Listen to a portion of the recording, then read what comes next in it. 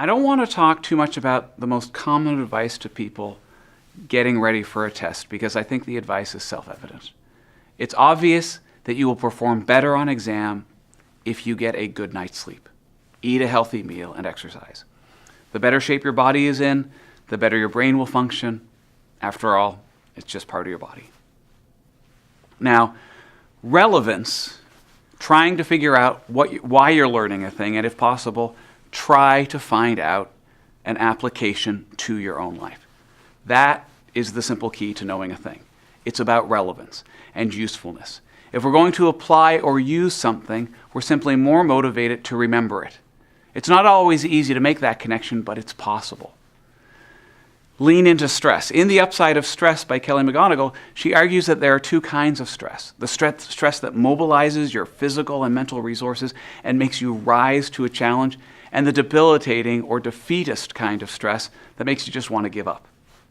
She tells the story of a student with high test anxiety who chose to lean into her stress and welcome it as something that would improve her chances for success.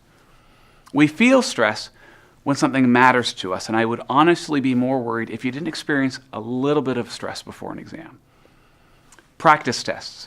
I freely admit I don't enjoy taking exams. I don't enjoy the pressure I feel, and there's only so much you can tell about what a person has learned from their score on a test. When I decided that I'd go back to school to get my doctorate a few years ago, one of my biggest reservations was the GRE. The GRE is essentially the SAT or ACT test for graduate students.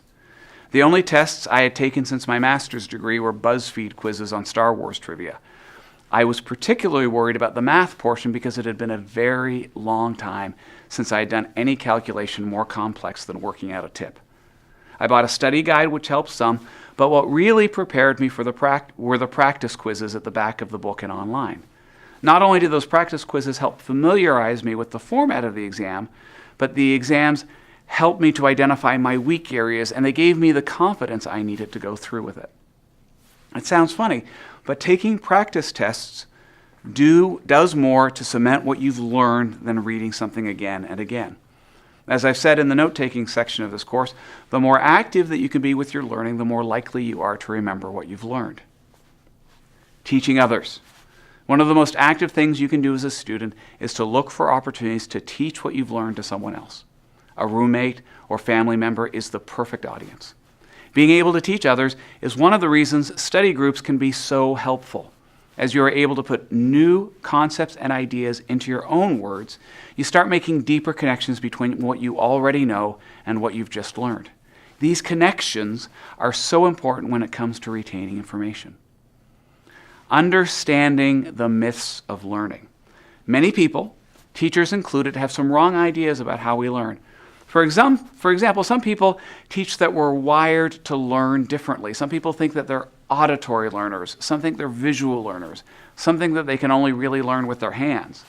While it's a popular idea that continues to be taught, the research clearly shows that it doesn't make a difference. You will watch several videos from Stephen Chu in this unit, and I advise you to watch them again and again. It's good advice that will improve the likelihood of your success on an exam. It all takes work and time, but you can use that time to do something effective, like taking practice exams, or you could keep reading the same chapter again and again and hoping that the important information sinks in. Delaying gratification. If all else fails, try to practice delayed gratification. I'm not a big fan of extrinsic rewards. They tend not to work very well for tasks that are cognitively taxing. But if you're really struggling trying to sit down and prepare, why not look at some ways to reward yourself for spending a certain amount of time on a certain task? Finally, your instructor. Never underestimate the importance of your instructor as a resource in preparing for a test.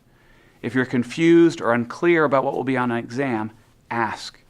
You may not believe it, but most of your instructors actually want you to succeed. None of us got into teaching for the money.